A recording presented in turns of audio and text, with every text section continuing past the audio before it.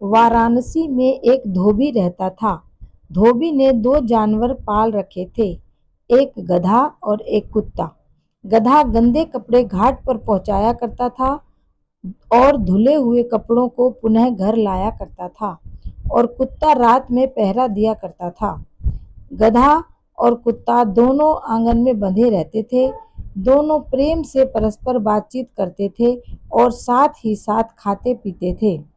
जाड़े के दिन थे, अंधेरी रात थी, चारों ओर सन्नाटा था। कुत्ता और गधा दोनों आंगन में बंधे थे, पर दोनों जाग रहे थे। संयोग की बात, धोबी के घर में एक चोर घुस पड़ा। गधा और कुत्ता दोनों ने चोर को घुसते हुए देखा, किंतु चोर को देख करके भी कुत्ता मौन ही रहा। गधा बोला, क्यों भाई कुत्ते, स्वामी के घर में चोर घुसा है। तुमने भी तो चोर को देखा होगा। आश्चर्य है, तुम चोर को देखकर के भी चुप क्यों पड़े हो। कुत्ता बोला, चुपचाप न पड़ा रहूं तो क्या करूं। इतने दिनों से रात रात भर जागकर पहरा देता आ रहा हूं, पर स्वामी ने मुझे क्या दे दिया। जब देखो तब दुत्कारता ही रहता है। रोटियां भी देता है तो बड़े अपमान के साथ। आज जब सारा धन चोर चुरा ले जाएगा, तब पता चलेगा कि मैं कितना बड़ा काम करता था। कुत्ते की बात सुन गधे ने कहा, राम राम, तुम स्वामी के संबंध में ऐसा सोचते हो। कुछ भी हो, स्वामी स्वामी है और सेवक सेवक। हम तो सेवक हैं। हमें स्वामी के कर्तव्य की ओर ध्यान न देकर अपने कर्तव्य की ओर ध्यान देना चाहिए। सेवक का कर्तव्य यही है कि वह सांस रहते हुए स्वामी की हानि न होने दे।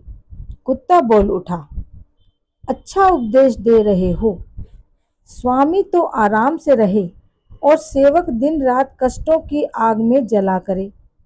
ना भाई ना, मुझसे अब यह न हो सकेगा। तुम चुप रहो, मुझे सोने दो। गधा बोला, तो तुम जोर जोर से भौंककर स्वामी को न जगाओगे। चोर स्वामी के घर का सारा माल चुरा ले जाएगा और तुम चुपचाप पड़े रहोगे। कुत्ता बोला, हाँ हाँ, कह तो दिया, अब मुझसे सेवा का यह कष्टमय कार्य नहीं हो सकेगा। गधा बोला, अच्छी बात है, तुम चुपचाप पड़े रहो, किंतु मैं अपने देखते हुए स्वामी की हानि नहीं होने दूंगा। मैं उन्हें जगाऊंगा, अवश्य जगाऊंगा। गधा अपनी बात को समाप्त करके बड़े जोर से अपने स्वर में बोल उठा। गधे की बोली को सुनकर चोर तो भाग गया, किंतु उसकी असमय की बोली से स्वामी की नींद खुल गई। नींद खुलने से उसे बड़ा बुरा लगा। वह मोटा डंडा लेकर गधे पर टूट पड़ा। उसने गधे को इतने डंडे लगाए कि वह बेचारा अधमरा हो गया।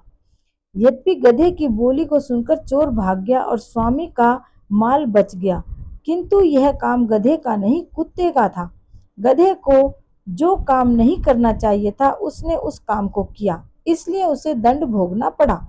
गुरुजनों ने कहा है, जिसका जो काम है वह काम उसी को करना चाहिए।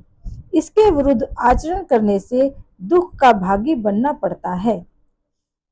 कहने का अभिप्राय यह है, अच्छा व्यवहार न करने के कारण सेवकों के मन में बुराई पैदा होती है। सेवकों के साथ सदा अच्छा व्यवहार करना चाहिए। सेवक का कर्तव्य है कि सांस रहते हुए मालिक की हानि न होने दें। जिसका जो काम है उसी को वह काम करना चाहिए।